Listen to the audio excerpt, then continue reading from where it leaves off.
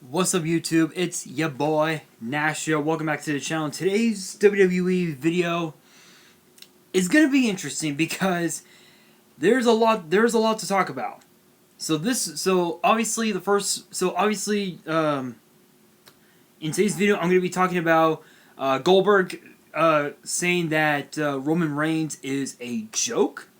Supposedly Ric Flair, WWE Hall of Famer Ric Flair, is done with WWE, and also the update on Samoa Joe's in-ring return. And the big question is, who are the members of Retribution? And we're gonna kick things off with Goldberg calling Roman Reigns a joke. We're gonna start with that first because I'm actually there anyway. So shoutouts to Andy Murray from What Culture for this article. Shoutouts to him.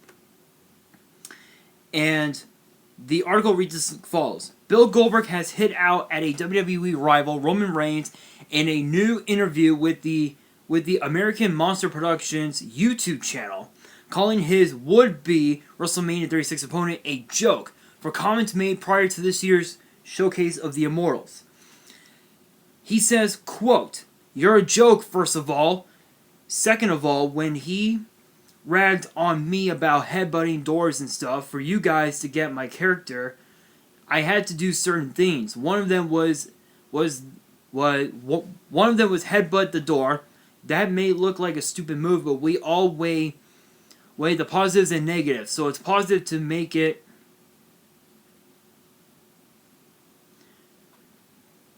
as violent as humanly possible and as real as humanly positive. The negative is you lose a little blood, and hey, you get another concussion and another week off your life." Interesting logic from the Hall of Famer, who is almost certainly working to preserve a potential reprisal of his rivalry with Reigns once the world goes back to normal. Reigns and Goldberg were set to wrestle at WrestleMania before the big dog opted to stay at home at the onset of the pandemic. Braun Strowman took his place in the bout, grabbing Goldberg's Universal title. So, I'm gonna be honest here. It's one thing to, it's one thing to call out Roman Reigns and say that he isn't really a locker room leader because hang on. Oh, Facebook. Because he's been said that multiple times for years now. But when you call him a joke, yeah, that sums it up with one thing. It's the fact that it's a mistake. It's a literal mistake, and I think once everything does go back to normal, not just in the world but also in WWE, I can guarantee you that Roman Reigns will be coming back. But as far as when, again, no one knows. I mean, kudos to him, for wanting to, stay home and wanting to, just be there for his family and whatnot. Kudos to him on that. Kudos to him. But I'm gonna be honest here. I think at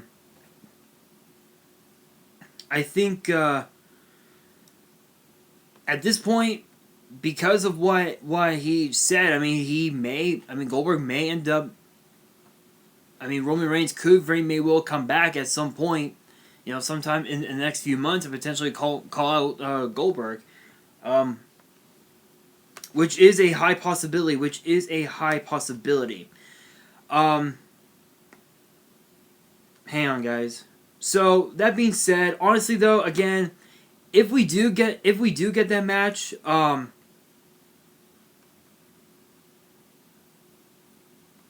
on.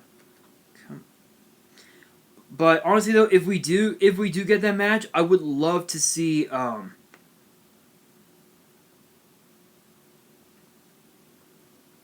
I would love to see that match.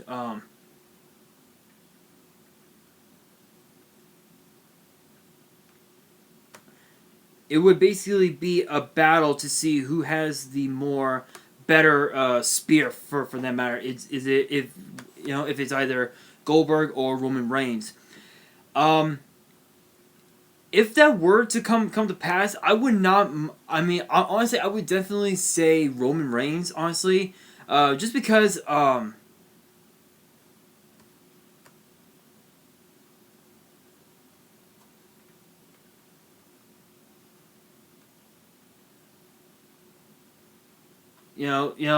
just because I think Roman Reigns did a better job than Goldberg, but of course too, if you want to talk about like better spears, Edge hands down, my honest opinion. All right, you guys, now for the update on Samoa Joe's in-ring return. So shoutouts to Liam Winnard from Wrestle Talk. This was actually posted 20 hours ago, so so yesterday. WWE Raw Star MVP has provided an update on the status of Samoa Joe, whose last match was way back in February, before he got injured. Joe is now working as a color commentator on Raw and has been doing so for a couple of months. Now replacing Jerry Lawler, but over the past couple weeks has shown hints that he might be gearing up for an in-ring return. Speaking with Newsweek, MVP provided an update on Joe, saying, quote, "What I understand, old Samoa Joe is going to be back in action, and over the years, Samoa Joe and I have been great friends, but we've never faced each other. At this stage of my career, I think I feel a lot more confident facing him, knowing that I got Bobby and Sheldon backing me up. But I also know that wouldn't face Joe in the least. There is a number of guys that are coming along, and that I'm looking forward to having an opportunity to work with in some capacity." Joe has been, and it also goes on and says that Joe has been standing his ground lately when it comes to Seth Rollins, who he was in a program with way back before his injury put him out of action, and judging by MVP's comments, we may be seeing him back competing in the near future. Rollins will face Dominic Mysterio at SummerSlam, and Joe has made it quite clear whose side he's on for that one. Honestly, though, I'm not so sure if it would be wise for Joe to come back.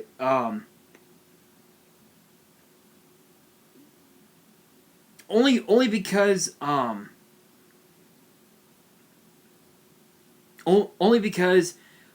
we all know when it comes to these injuries,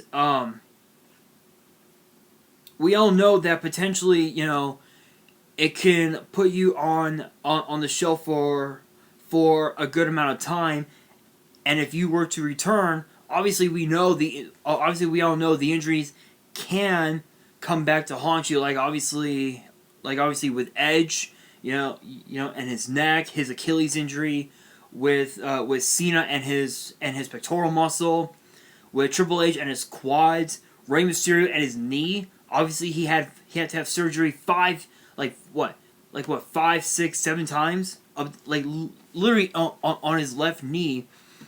Orton with his collarbone injuries.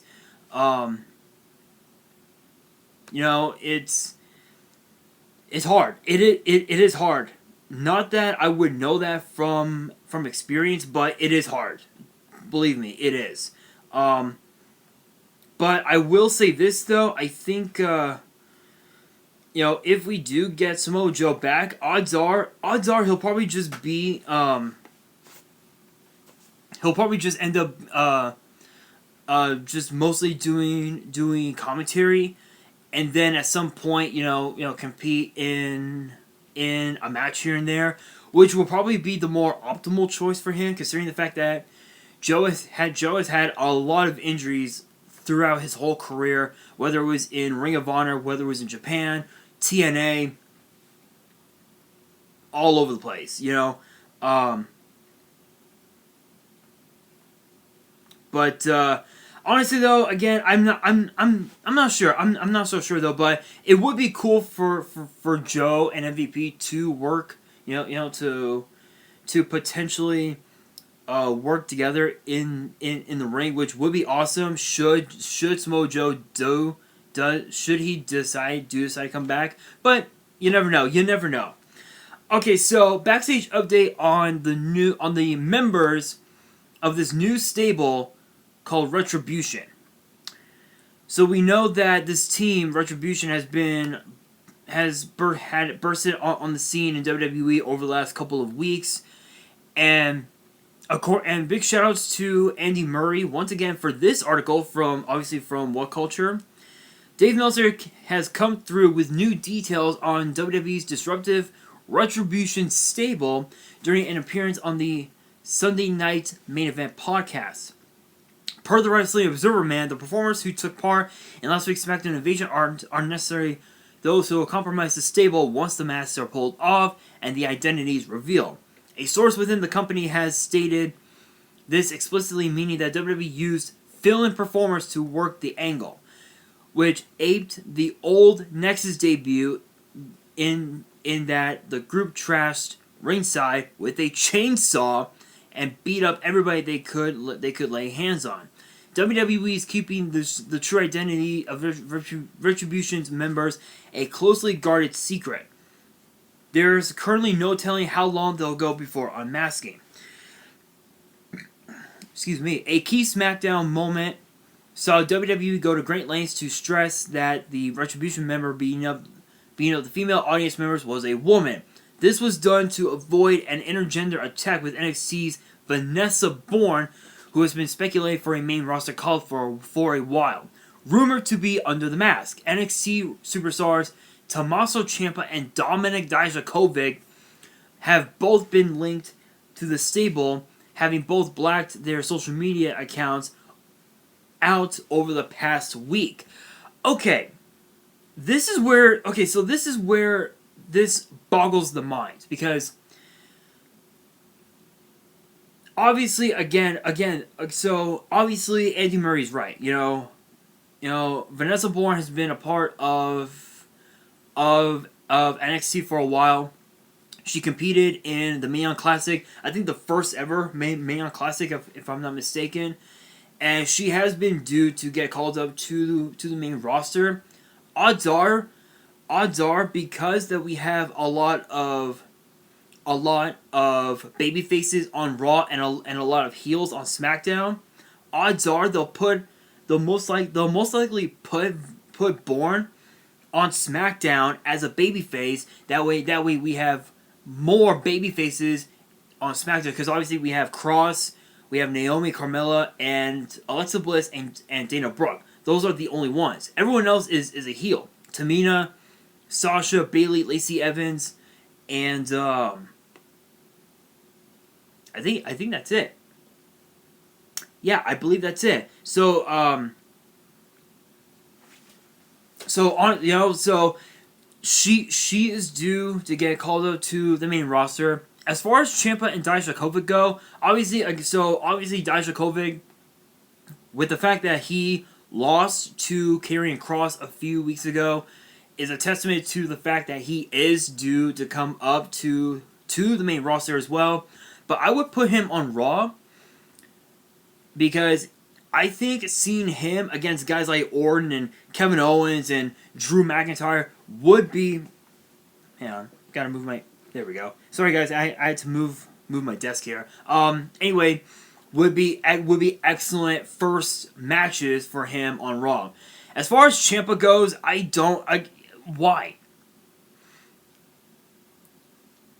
I honestly don't know why you would want to put Tommaso Ciampa on, in the main roster, considering that he even admitted in an interview a while back that if he does go to Raw or SmackDown, if he does get called up to Raw or SmackDown, he would retire from wrestling entirely.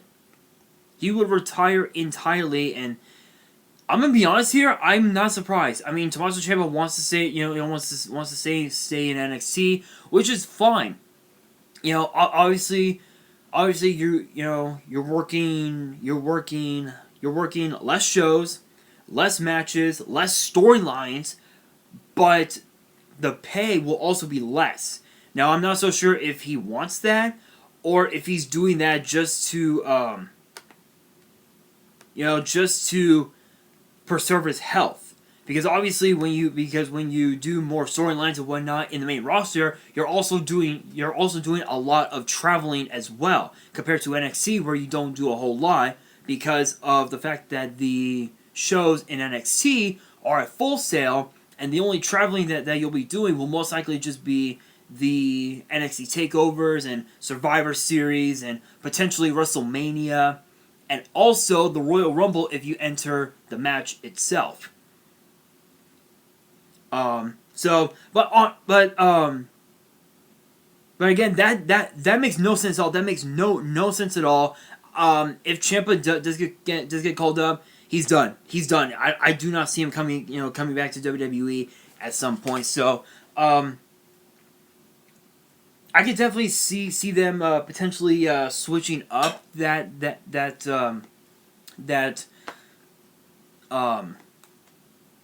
what was that term again? That angle, basically. Yes, I'm using a brush. It's a brush that it's a brush for your beard. Only reason why is because my beard and mustache are getting too long. So, forgive me on that. Fix my mustache. All right, you guys. Ric Flair done with WWE. Can't say I'm not surprised. So shoutouts to Andy Murray one more time. Shoutouts to Andy Murray. Let's see. Ric Flair will be taking a leave of absence from WWE after being written off TV in this week's Raw angle with Randy Orton. This is according to WrestlingNews.co's Paul Davis, who was the first to report the Nature Boys' impending hiatus. The same source had previously claimed last month that Flair would soon take a hiatus with WWE, originally planning to pull him following Orton's mini feud with Big Show, primarily because his wife had tested positive for the pandemic. WWE has attracted considerable criticism for their use of Flair, who is 71 years old and has suffered from major health problems over the past few years during this pandemic. Rick had been serving as Orton's mentor and manager over the past few months, guiding his former Evolution stablemate towards his upcoming WWE Championship match with Drew McIntyre. This changed on Monday.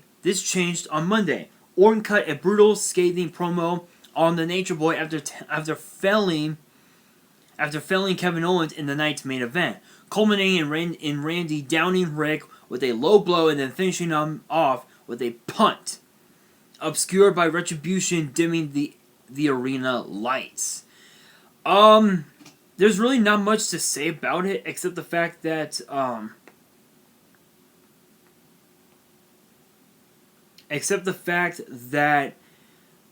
this really doesn't surprise me. I mean, again, as the article says, Rick is 71 years old. He's been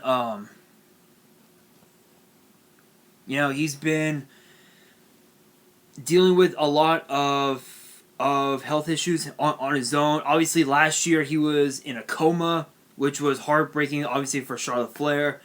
Again, yeah, and as the article mentioned, his wife had tested positive. Honestly, I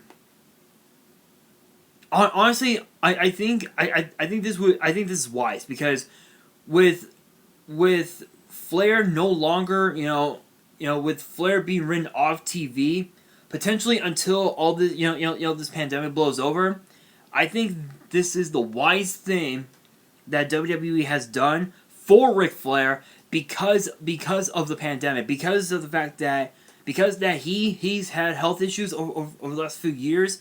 It would make little sense to keep him on TV, because the longer he's on TV, the higher the risk of his health. The higher the risk his health will be in danger. I think that's the smart thing, the smartest and the most obvious thing that WWE has done, which kudos to them. As far as what could the future be for Orton, not for Orton, for Ric Flair, at this point it's hard to say.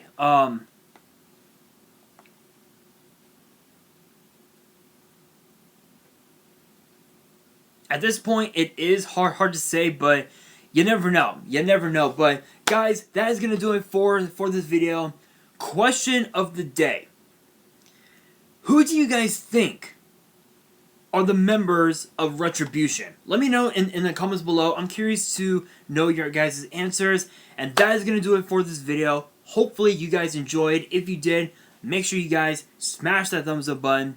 If you guys are new to the channel, make sure you guys hit that subscribe button and hit that notification bell so you guys do not miss out on any new content that comes your way. Because with this channel, whether it's WWE or whether it's YuGiOh, there is always something new to talk about. And tomorrow, I'm going to be talking about the promos that were released, that are going to be released in the tins. They have finally been revealed. I'll be going in depth with those cards a little bit. So stay tuned for that. That'll be tomorrow's video. So stay tuned for that. I have 3 deck profiles. No, 5. I think I have 5 deck profiles, 3 updated, 2 brand new ones coming at you, coming up in the next couple of months. There is a lot of videos to be made over the next several months, so make sure you guys are subscribed to the channel. And it's as I said, we are very close to reaching 100 subs. So if the channel does reach 100 subs, this will be 200 subs. I'll be opening this up once we reach 100 subscribers. Yes, I know it is unlimited, but it's still pretty nostalgic. If the channel reaches 200 or more, I'll open this up in its entirety. I know it's a Korean Strike and Neos, but it is still nostalgic. And also, too, guys, make sure you guys be sure to follow me on Twitter and Instagram. All 3 of my links, both of my Twitters and my one Instagram, will be in the description below. And on that, this is your boy Nash, signing out.